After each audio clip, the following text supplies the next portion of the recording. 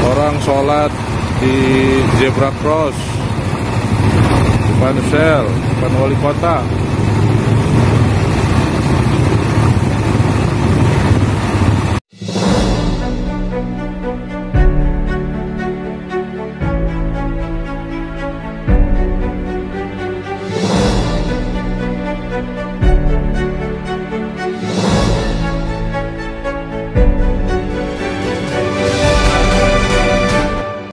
Haleluya, haleluya, shalom alaikum, salam Aki. Aku kabarkan Injil keselamatan. Bapak Ibu Kristi Tuhan, ketemu lagi dengan saya Evangelis Avraham Effendi Usman. Bagaimana kabar Bapak Ibu semuanya? Tentunya luar biasa. Nah saudaraku, sebelumnya saya mengucapkan selamat hari Minggu, selamat beribadah Adonai Yesus Hamasiah, Ruach HaKodesh memberkati kita semua. Kali ini kita akan melihat sebuah cuplikan video di mana di dalam video itu Bapak Ibu ada seorang bapak yang lagi melakukan sholat. Di mana dia sholat tidak pada tempatnya. Ayo langsung saja kita menyaksikan bagaimana cuplikan video berikut ini. Monitor Pak RT di depan sel kejadian orang sholat di zebra cross depan sel, depan wali kota.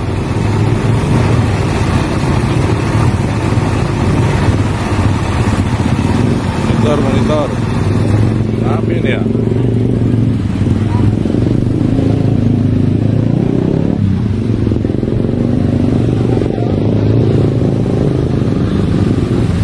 Macet jalan.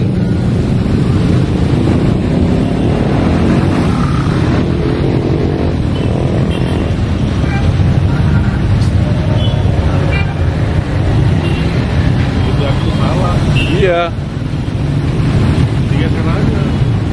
Kenapa ya? Kayak kita terus salah, gitu aja. Diangkut Pol PP.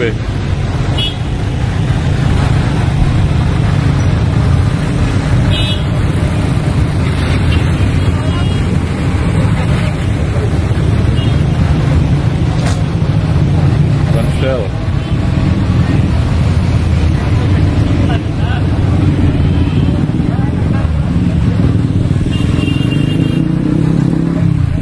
Nah saudaraku semuanya, bagaimana tanggapan Bapak Ibu setelah melihat cuplikan video yang baru saja saya putarkan kepada saudara semuanya?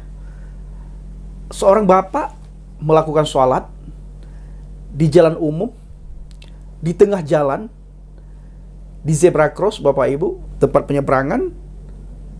Itu sangat mengganggu ketertiban umum, sangat mengganggu orang-orang yang berlalu lalang, sangat mengganggu lalu lintas saudara.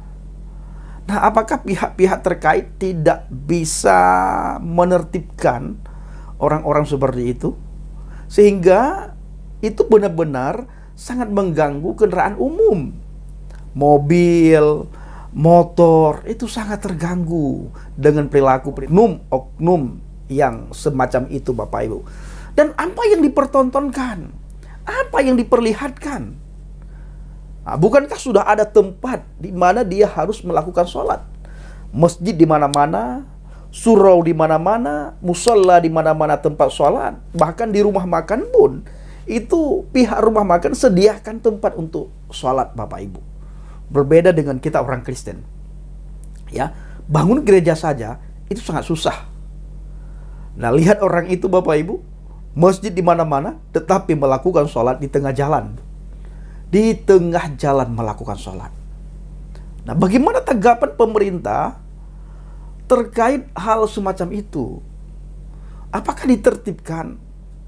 Atau bila perlu disekolahkan, diajari, dididik, diajarkan dengan adab, akhlak, budi pekerti. Ini termasuk adab dan akhlak Bapak Ibu. Sholat tidak pada tempatnya, padahal tempat sudah disediakan oleh masyarakat, tempat sudah disediakan oleh pemerintah, tetapi melakukan sholat di tengah jalan. Apa yang dipertontonkan kita tidak tahu Bapak Ibu ya. Kita tidak tahu, tapi bersyukur orang Kristen tidak seperti itu. Orang Kristen beribadah pada tempatnya. Sekalipun ibadah kita diganggu, gereja sulit kita bangun, izin dipersulit, kita tetap bisa beribadah di rumah. Sekalipun ketika kita beribadah di rumah, ada oknum-oknum tertentu datang untuk mengganggu ibadah kita. Nah Bapak Ibu, saya teringat dengan beberapa firman Tuhan di dalam Injil Matius 6 ayat yang kelima.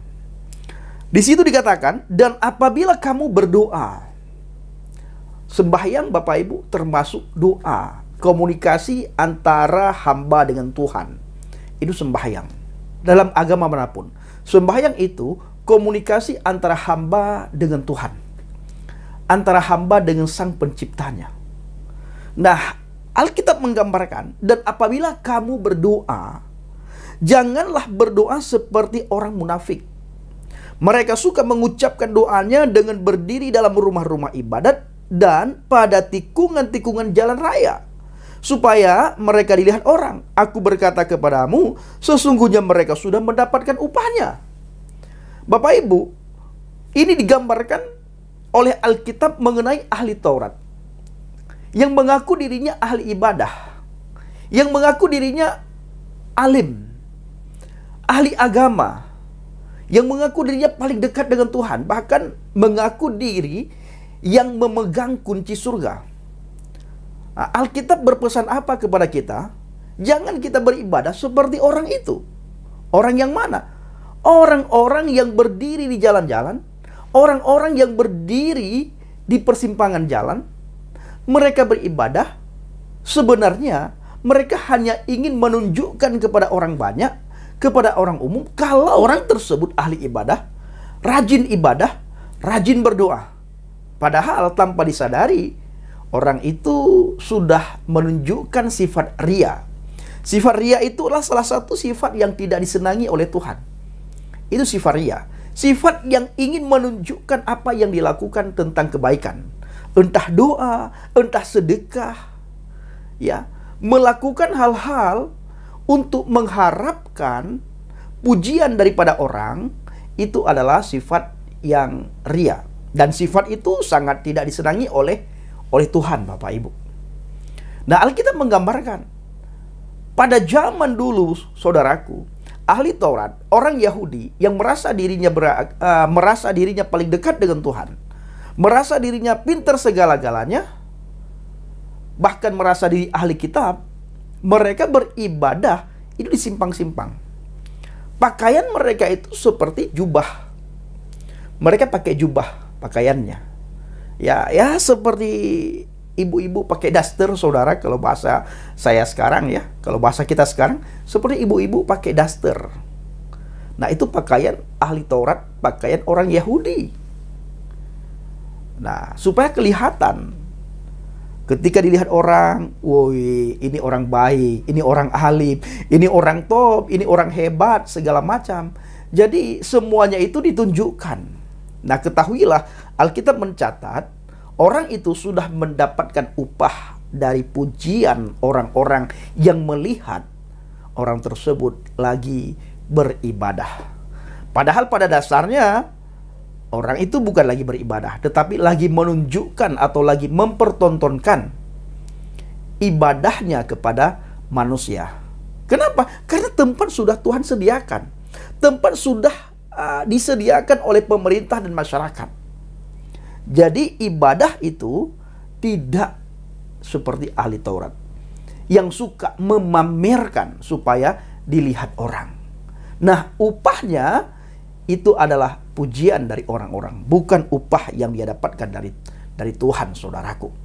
Nah, tetapi jika engkau berdoa atau jika engkau beribadah, masuklah ke dalam kamarmu, tutuplah pintu dan berdoalah kepada Bapamu yang ada di tempat tersembunyi. Maka Bapamu yang melihat yang tersembunyi akan membalasnya kepadamu. Jadi kita beribadah atau kita berdoa tidak perlu dilihat orang. Tidak perlu diakui oleh orang kalau kita ini adalah ahli ibadah. Orang yang ahli ibadah, Bapak Ibu, itu bisa dilihat dari sikapnya, dari perbuatannya, dari tutur katanya, dari tingkah lakunya, dan dari perbuatannya. Maka Alkitab di ayat yang lain dikatakan, kamu mengenal mereka dari buahnya. Ada orang yang mengaku ahli ibadah, dekat dengan Tuhan, maka saudara dan saya bisa melihat sifat-sifat orang itu dalam kehidupan sehari-hari. Apakah sifat-sifat Tuhan nempel pada diri orang itu atau tidak?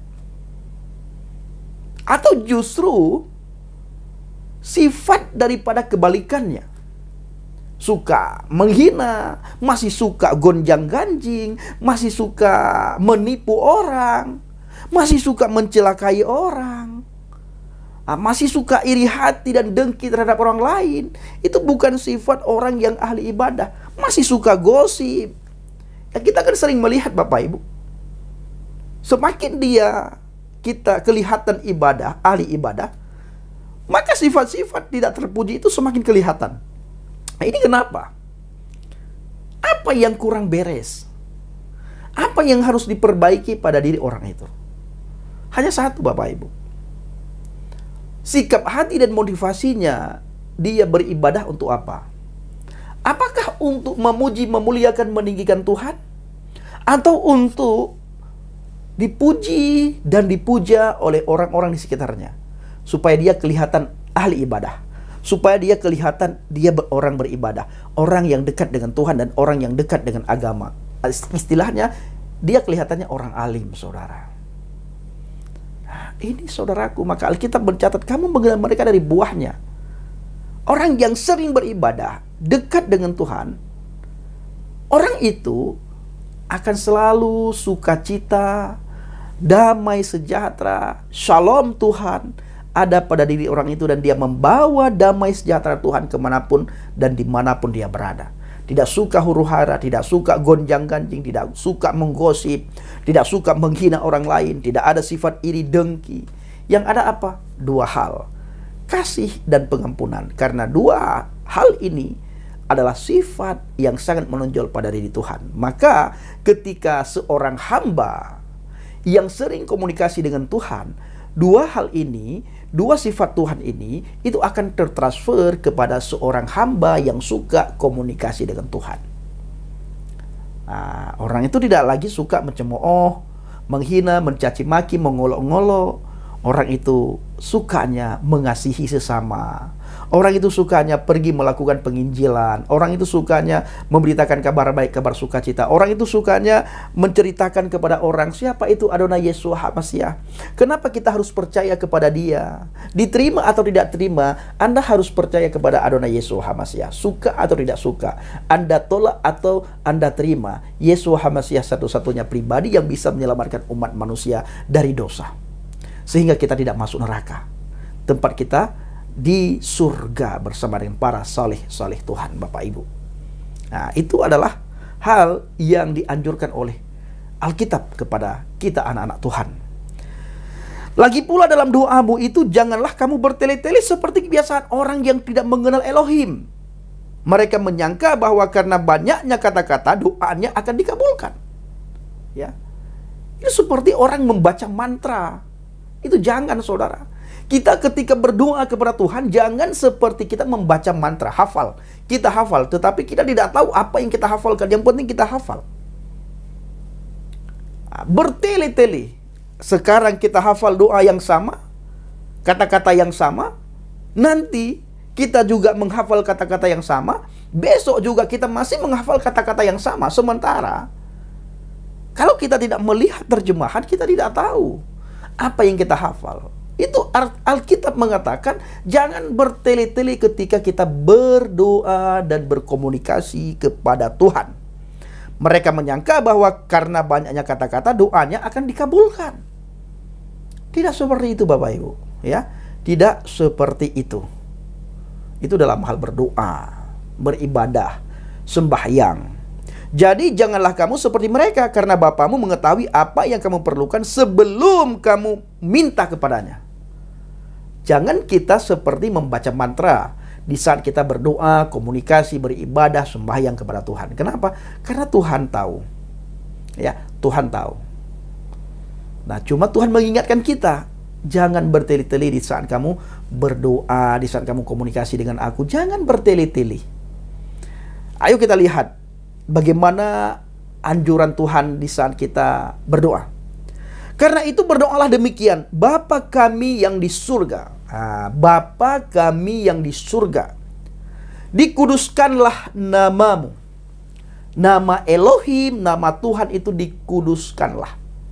Bapa kami yang di surga, dikuduskanlah namamu. Berarti Bapa kita yang di surga itu punya nama. Dan namanya itu harus dikuduskan. Tidak boleh kita panggil sembarangan, dan tidak boleh kita sebut nama Tuhan dengan sesembahan-sesembahan yang lain. Nah, Bapak Ibu, yang tidak boleh itu adalah memanggil nama Tuhan dengan sembarangan. Bukan berarti nama Tuhan itu tidak boleh kita panggil. Nama Tuhan boleh kita panggil, yang tidak boleh itu adalah dengan sembarangan. Seperti banyak orang berkata, oh tidak boleh memanggil nama Bapa Yahweh. Itu nama yang sangat kudus. Benar Bapak Ibu. Yang tidak boleh itu memanggil sembarangan. Ya, yang tidak boleh itu bersumpah dalam nama Bapa Yahweh, itu tidak boleh. Berjanji dalam nama Tuhan itu tidak boleh. Sumpah serapah dalam nama Tuhan itu tidak boleh. Utang berutang dalam nama Tuhan itu tidak boleh. Memakai nama Tuhan dengan sia-sia itu tidak boleh. Tetapi memanggil nama Tuhan itu tidak pernah dilarang. Yang dilarang itu adalah memanggil dengan sembarangan. Seperti contoh, kita punya anak, lalu kita ajarkan kepada anak kita, nak, jangan buang sampah sembarangan ya nak ya. Nah, pertanyaan saya Bapak Ibu, apakah anak kita tidak boleh buang sampah sama sekali? Boleh buang sampah, yang tidak boleh sembarangan. Jadi buanglah sampah pada tempatnya. Nah ini saudara, maka kalau saudara melihat saya selalu memanggil nama Tuhan, Bapa Yahweh. Ketika kita memanggil nama Tuhan, saudara, itu punya power yang luar biasa. Ya, ada power yang luar biasa. Ingat, yang tidak boleh itu memanggil sembarangan. Memanggil nama Tuhan itu tidak pernah dilarang.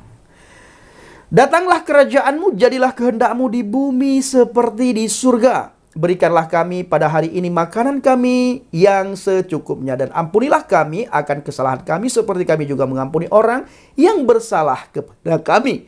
Dan janganlah membawa kami ke dalam pencobaan, tetapi lepaskanlah kami daripada yang jahat. Karena Engkaulah yang mempunyai kerajaan dan kuasa dan kemuliaan sampai selama-lamanya. Nah, kembali ke apa yang saya sampaikan barusan Bapak Ibu mengenai nama Tuhan. Banyak orang berkata tidak boleh memanggil nama Tuhan karena itu nama yang kudus. Saya setuju. Ya, yang tidak boleh itu memanggil sembarangan. Nah, kalau kita bertanya, apakah nama Yeshua HaMashiach atau Yesus Kristus tidak kudus sehingga banyak orang memanggilnya? Nah, sehingga saudara boleh memanggil, apakah tidak kudus? Jangan salah memahami firman. Baca firman dengan teliti. Ingat, yang tidak boleh itu memanggil dengan sembarangan. Itu yang tidak boleh. Nah, apalagi mengganti nama Tuhan dengan sesembahan lain. Itu jelas-jelas tidak boleh. Baik saudaraku, para pencinta channel Jela Baget, kiranya video singkat ini menjadi berkat bagi kita semuanya. Shalom alaikum, Bishim Hamasiah, salam aki. Aku kabarkan Injil keselamatan Bapa Yahweh Bishim Adonai Yeshua HaMashiach Warwah Kodes memberkati kita semua. Haleluya, amin, salam murtadin. Saya mengucapkan terima kasih kepada Bapak Ibu yang selalu mendukung penginjilan Habaget, baik melalui doa, dana, motivasi maupun support saudara. Terus dukung dalam doa dan bawa Habaget dalam doa syafaat saudara agar banyak orang dimenangkan, banyak orang mengenal kebenaran, banyak orang menemukan jalan Shiratal Mustaqim. Akulah jalan kebenaran dan hidup. Tidak ada seorang pun yang bisa masuk surga kalau tidak melalui Adonai Yeshua HaMashiach. Terima kasih.